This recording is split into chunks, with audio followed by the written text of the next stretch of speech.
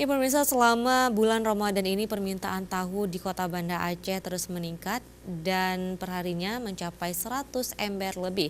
Harganya pun cukup stabil per papannya yaitu Rp35.000. Dan sementara itu banyak pemilik usaha tahu mengeluh dengan naiknya harga kacang kedelai saat ini.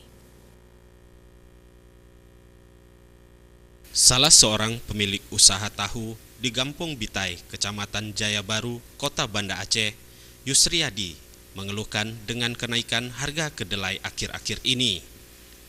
Sebab ia harus menambah modal usaha dasarnya untuk membeli bahan baku usahanya, yaitu kacang kedelai.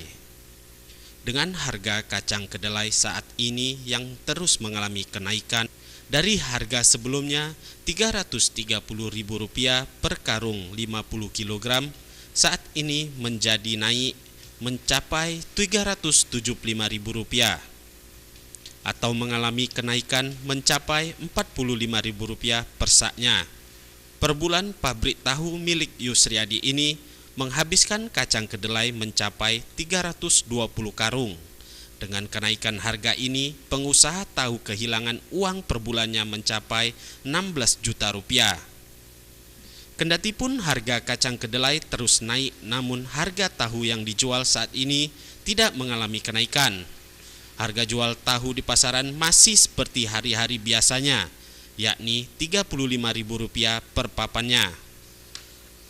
Setiap harinya, pabrik tahu milik Yusriadi ini selama bulan Ramadan ini memproduksi tahu mencapai 100 ember lebih, tergantung permintaan pasar.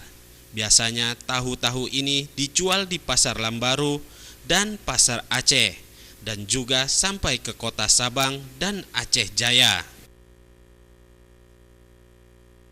Yusriadi juga menambahkan kebiasaan di hari-hari biasanya. Di pabrik tahu miliknya, membuat tahu perharinya mencapai 70 ember hingga 75 ember. Kalau selama bulan Ramadan ini meningkat tajam karena kebutuhan untuk tahu isi.